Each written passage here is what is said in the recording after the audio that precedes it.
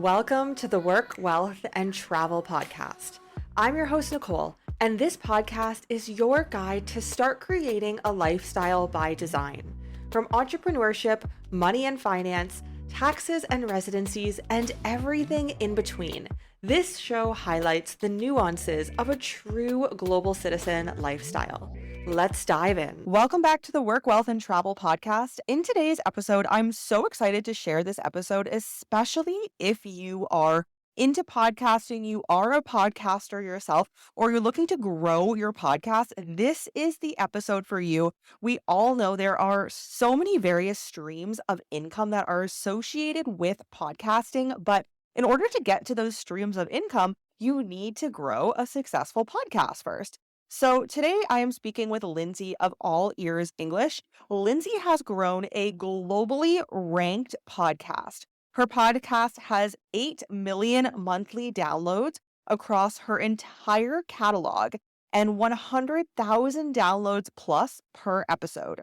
It has also been awarded the best Apple podcast in various different countries around the globe and in different categories.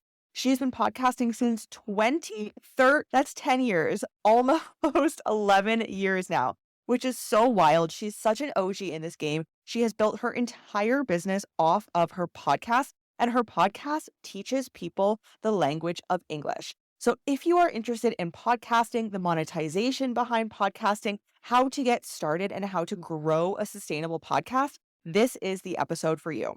So let's dive right into it. Lindsay, welcome to the show. Hi, Nicole. Thanks for having me. Glad to be here. Absolutely. Thank you for being here. I'm so excited to dive into everything podcasting and business entrepreneurship today. So before we dive in, Yes. I would love to hear a little bit more about your background, your story, how you got started in this industry, and what that looks like for you today.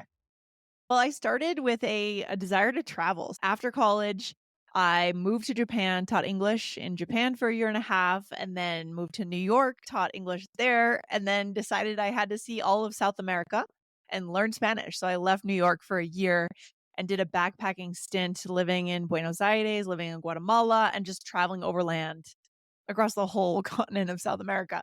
And so it came from traveling, a lot of ESL teachers, and that is really the main genre. Like it's the industry I'm in is English as a second language for adults.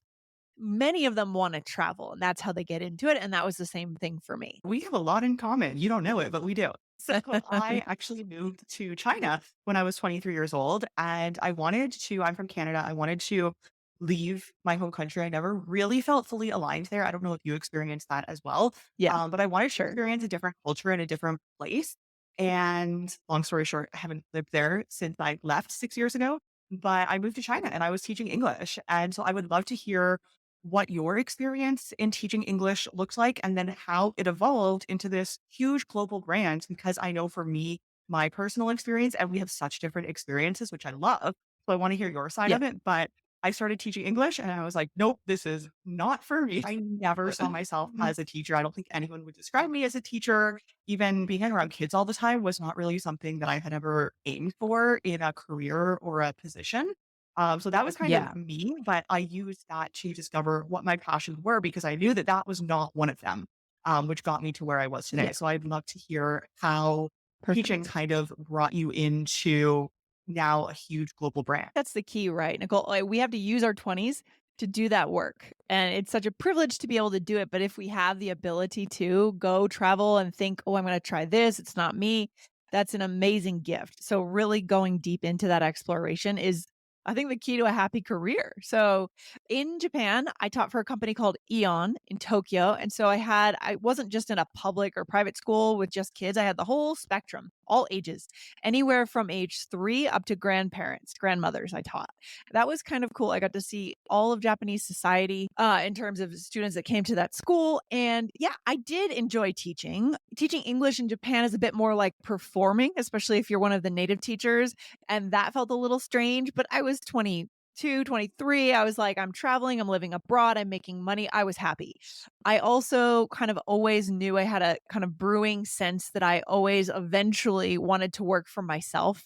That kicked in a little later towards age 30 after I hiked the Camino de Santiago, left New York, went to Boston for grad school, And through that summer, just kind of exploring, having that incredible freedom to take 2 months off, I thought to myself, I never want to have to ask anyone for a vacation, right? I don't want to have to submit to apply to go on vacation. And things have loosened up for employees now.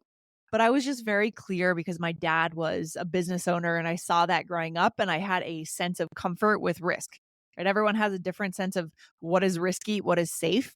I kind of defined risky as actually having an employer because then that's one person that could fire you. Whereas if you own your own business, you have many clients or hopefully sources of revenue. For me, it always felt safer.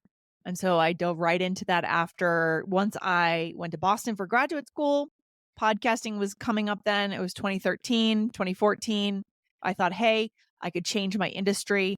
I've seen some gaps in my industry, especially for teaching adults. I'm going to change that. And that's when I decided to launch All Ears English. What an amazing journey. So I'm curious, what did it look like? You're thinking, I want to work for myself. I have this entrepreneurial drive. I have a skill in English, teaching English, and it's something I enjoy. But how did that actually transition into starting and growing a business? It actually helped that I was fired from one of my jobs in New York, and it wasn't for, not doing well or not being a good teacher. It was due to a certification that the school needed that I didn't have when I was hired, and I think they hired me erroneously. And I had my certification in TESOL. I had studied, I knew how to teach English, but it was a state certification in New York State that I didn't have. And so that day when I got fired with no explanation, it was just like, see ya, like you're gone. We're recertifying our school. You have to leave. That helped me. That was kind of an impetus to say to myself, like I said, I just want to work for myself. I don't want to have this happen again. So it always helps to have a bit of a scare in life that will push you in one direction or the other. And then in terms of how I did it, it was after graduate school. And like I said, podcasting was starting to become like a big thing, but it was only kind of the nerds and personal development podcasts that existed. And I was listening to those personal development podcasts and I was loving it. I had my favorite podcasters. And I thought, hey, there should be a podcast. There were a few other shows in ESL, but they were all kind of presenting the old way. What I saw is the old way of teaching English, which is frankly kind of boring, very stiff, very professional. I think ESL teachers have a thing where they have to be qualified and professional. And therefore, no one was putting their face on the cover of their show. No one was putting any personality into what they were teaching. So the idea that I had, I contacted another ESL teacher I knew in Boston at that time. I said, hey, you want to start a show? And we just liked talking to each other. We just enjoyed the conversation. So naturally, more personality came out. And we did things like we put ourselves on the cover. We chose yellow as our cover art, not like a more subtle professional color. Right. And so we did certain things that immediately created a new lane for us in English as a second language. I like that you mentioned that point because I do think, and I'm sure you would be the expert in knowing this, but I'm sure it's has slightly changed over the years. But I think it's still very much a dominant idea that you have to be very professional and buy the Yeah. books because you are quote unquote a teacher, And Yeah. in you saying that, it's very interesting because so my partner speaks Mandarin, so he does a lot of business with people in China. We lived there for so long. Mhm. And he, in order to remember and brush up as we're traveling and we're not in Asia, he found this really great YouTube channel of this woman who was Chinese, had a really standard accent. He really liked her content. It was engaging. It was like hour-long videos, so you could just listen and practice. And it's funny because as he got to know her personally, she is not a certified English teacher, I will say. Yeah. And she doesn't really have too extensive of a teaching background, but she now has her entire business from YouTube, from her course, so many different Mhm. ways that she's monetized. And she's not even that traditional teacher. So I think it really has a lot to say more so about your skills and how you present than do you have this certification? Yeah, it's about, do you understand how adults learn, right? Because we're not teaching children here. We're not teaching kids in a classroom where there's a test coming up and you're teaching to the test. It's not really a thing for adult language learning.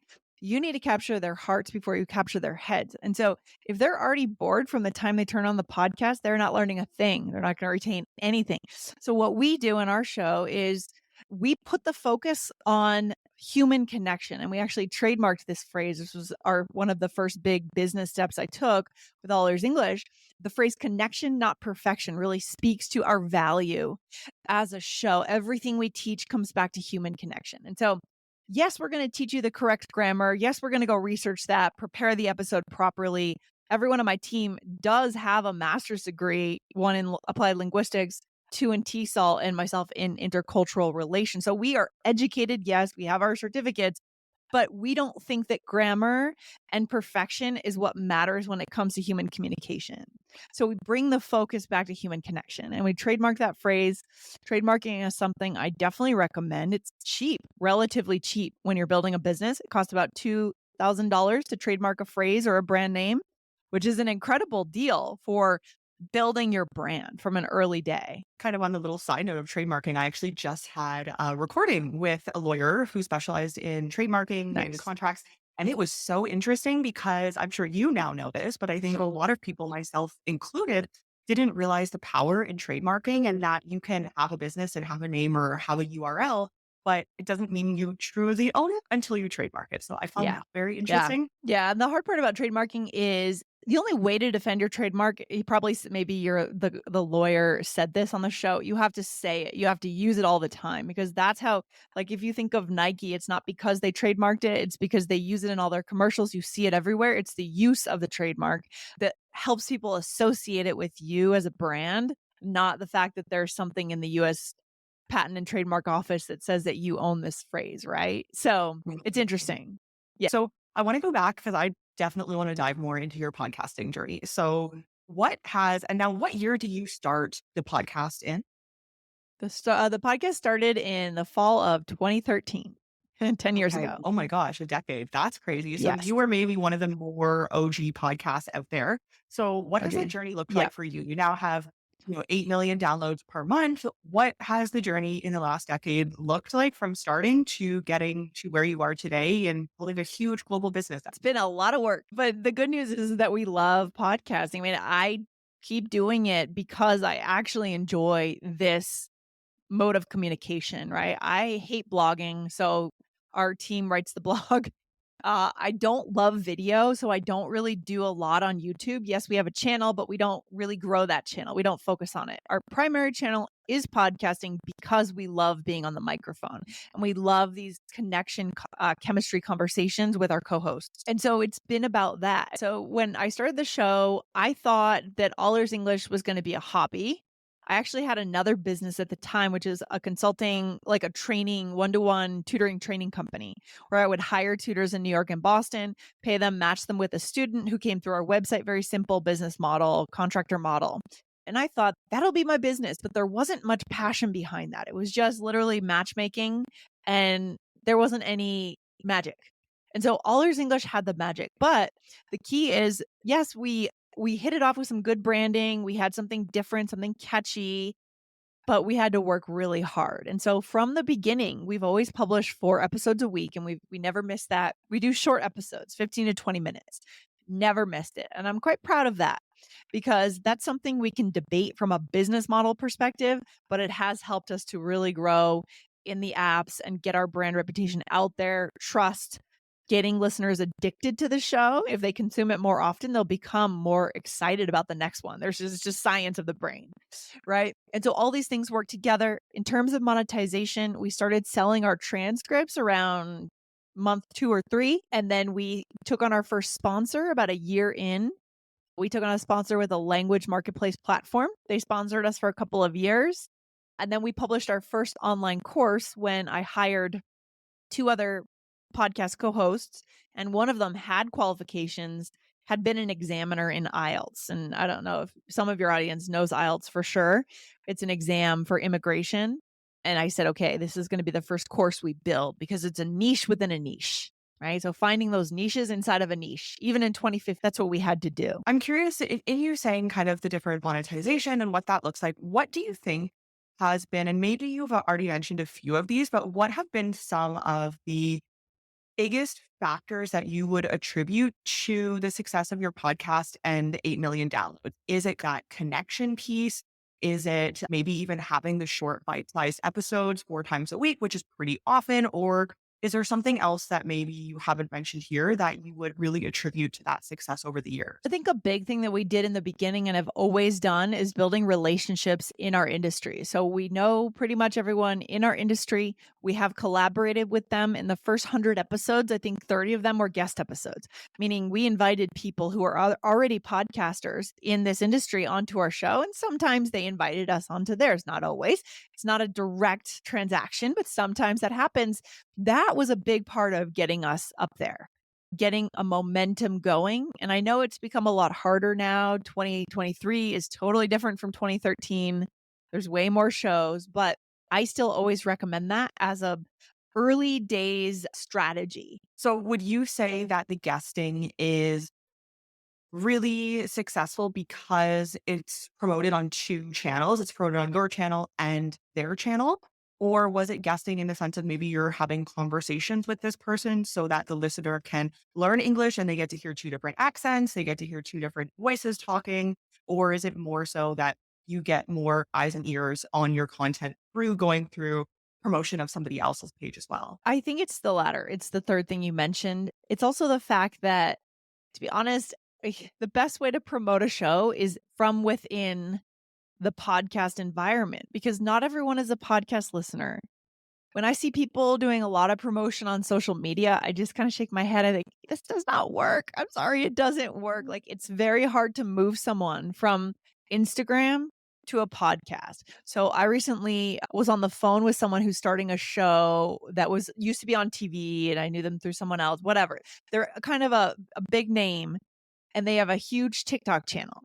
And this person asked me, "Hey, I just launched my podcast and I can't figure out why it's not taking off. I have this huge TikTok channel. You don't get it." Right? So you have to advertise and get exposure for your show from other listeners. When I'm on someone's show, like one of my competitors or friends, people that I've also collaborated with and strategized with before, right? In mastermind groups and things, I know these people. Then that listener that listens to the show A hears me and automatically they just open their search bar and add my show and hit follow as soon as they get to know me on this show, right? So it's the most obvious way to get new listeners, which is new followers, which gets you up there in the rankings and the algorithms. So that's the way to do it. That's the way to grow your show. I've never heard that take before. So I find that very Hmm. interesting of the fact that social media is maybe not the best way to promote your show because it doesn't No. always convert over.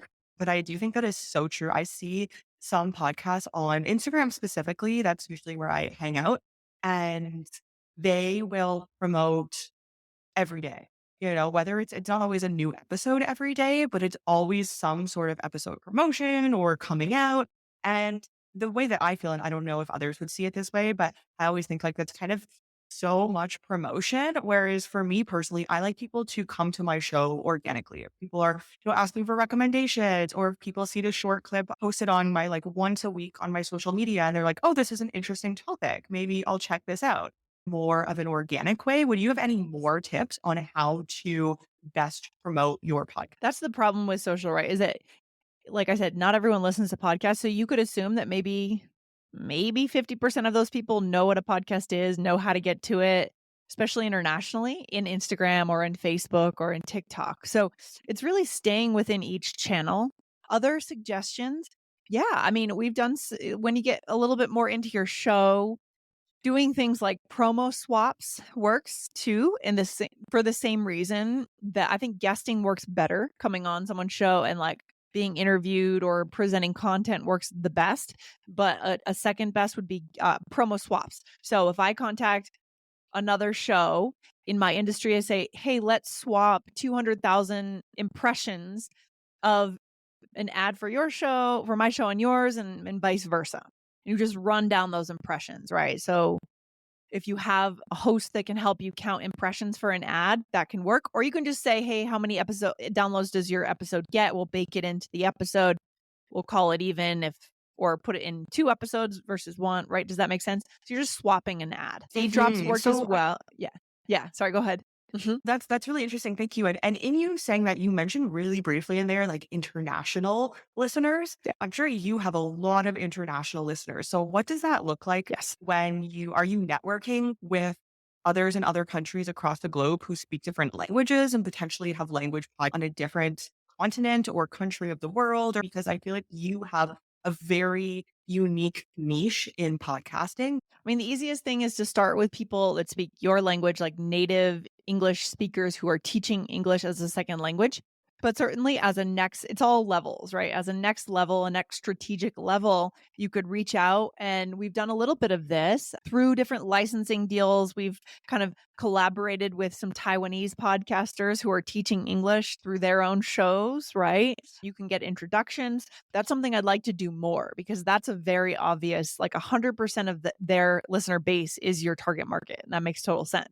Whereas if I go on to a non ESL show, the host speaks English, but it might be a small percentage of their listeners that are learning English. So that's not the best strategy, right? That would not be the number one way to go. So take some strategy, some thinking about it, but just take a little bit of extra effort and it can be done for sure. Let's talk monetization for podcasts. Let's talk money. So what did it look like? And I'm sure, the landscape has changed a lot from when you started 10 years ago. What would you recommend starting with for monetizing your podcast? And it sounds like you have various different ways you monetize that, but maybe some of these have been built up over the decades. So it may look different and you may have different recommendations for where you started versus where to start monetizing a podcast now. So what would you Yeah. recommend and what do you think that looks like to get started? There's a lot for sure. I think it comes back to asking yourself the question, what kind of business do you want to build? Do you want to build more of a media company where the podcast is the business? That's choice one. Or do you want to build more of an education info product business where your podcast is part of the business, but it's also really a marketing channel? Right, like, those are 2 different ways to build out a business, and for us, it's actually both.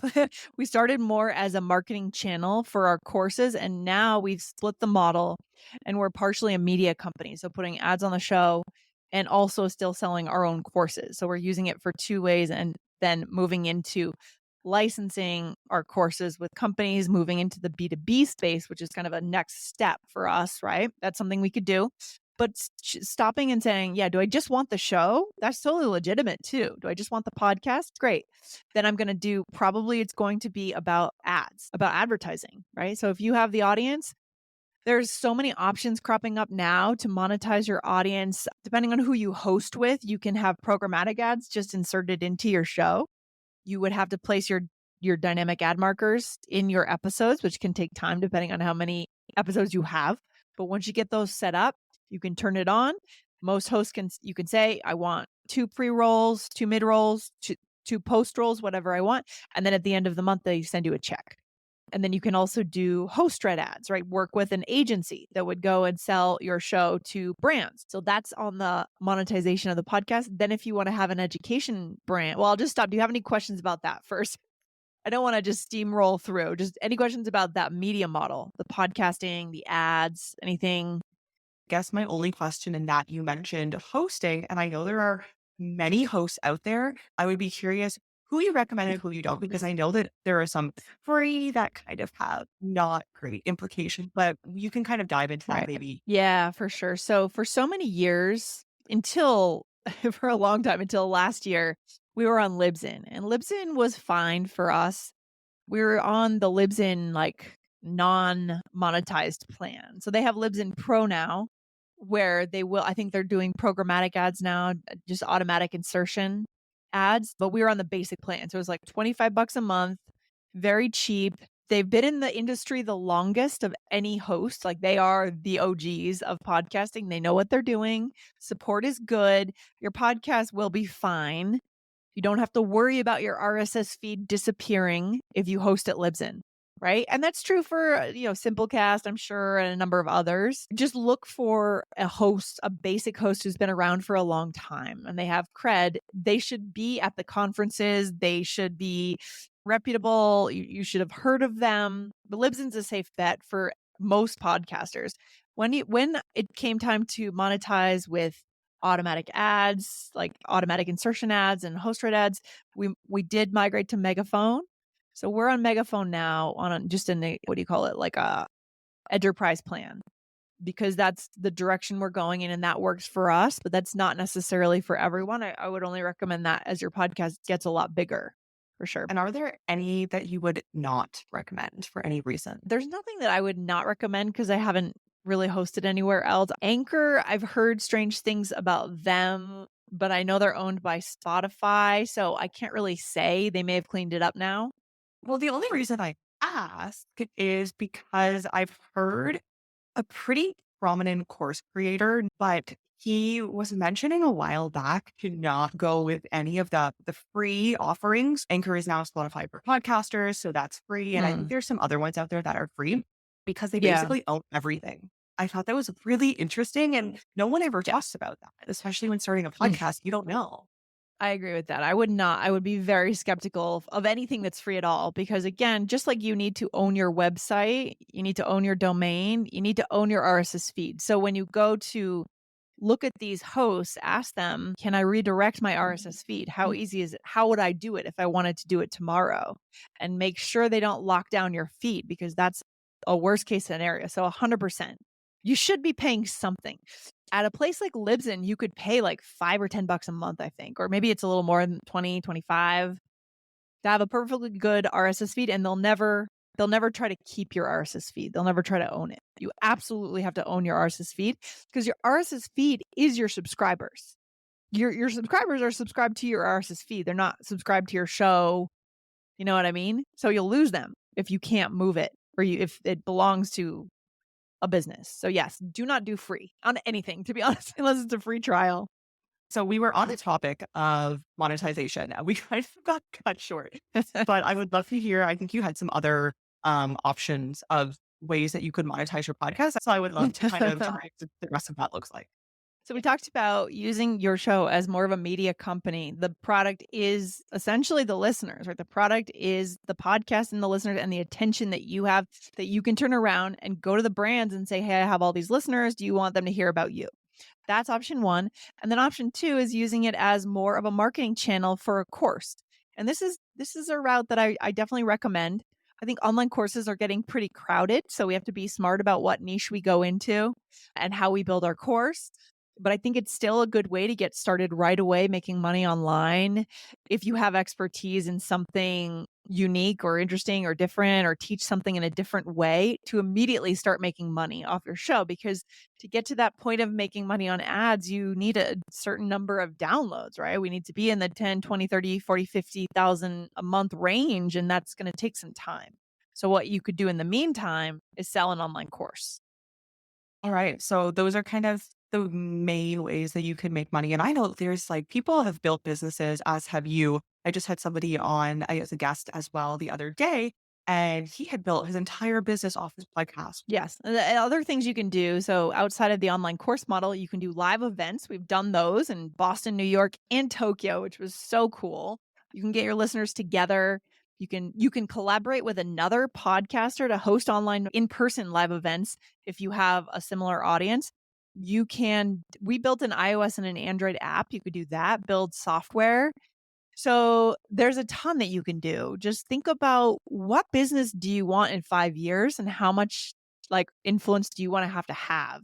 Like, do you want to extract yourself from this company or do you want to be in it, like deep in it, right? Ask yourself some good questions. That's so fun. I love that kind of live in person event. So It's fun. saturation. Do you think that there are almost too many podcasts on the market and it's so saturated? It's difficult. You can still do it, but maybe it's a lot more difficult to get into the market and have a high ranking podcast and build a business out of that?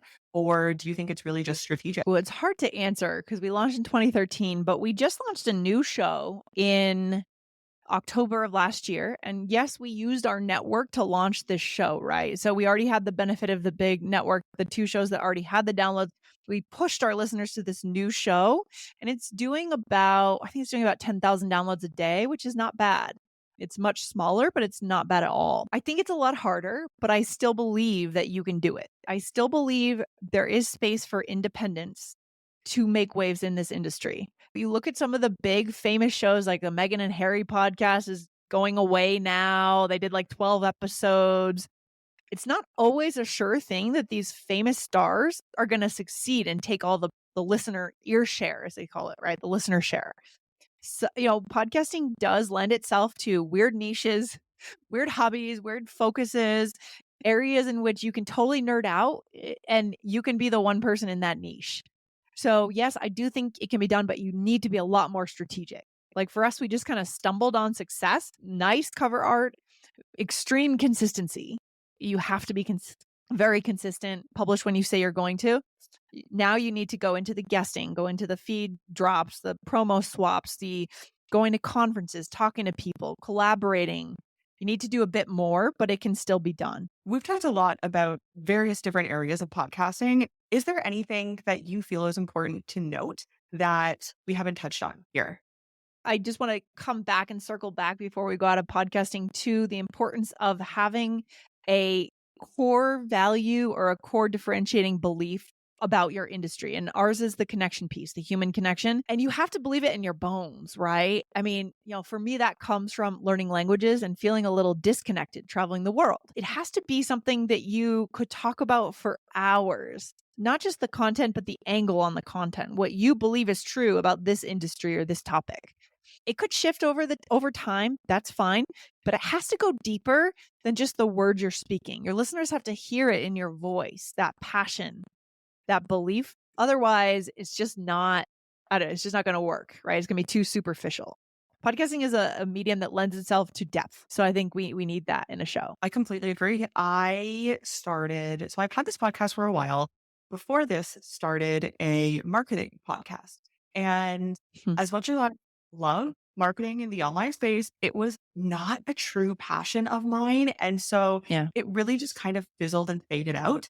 And so I completely could not agree more with what you're saying. And this podcast here, I mean, it's called Work, Wealth, and Travel. Those are really the three things that we talk about, whether it be making money, entrepreneurship, traveling the world, being a digital nomad, all of these topics that I'm so passionate about because I'm all about what I like to call lifestyle design. And that's what I talk about a lot on the podcast is truly designing a life that you want to live out every single day. And Yeah. like whenever I talk about it, no joke, it gives me goosebumps. Otherwise, it's just not sustainable. 100%. That's a really good sign. You get goosebumps when you say what you believe. That means that you could go on and on and on in past when everyone else has given up. That's what it takes to succeed in podcasting. You just keep going. And at the same time, you're being strategic about growing your show.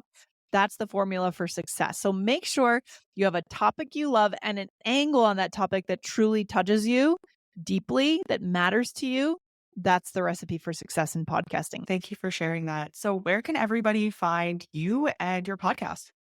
Oh man, yeah. So check out my show. First of all, this is the way to find a new show when you're on another show, right? Open the search bar right now, guys, and type in All Ears English. You'll see lots of yellow. All three of our podcasts are yellow, but you can hit follow on All Ears English, listen to our show, hear how we do our intros, our outros, how we structure our episodes to get some tips. And I'm also offering, coaching, kind of informal coaching right now on how to start a podcast.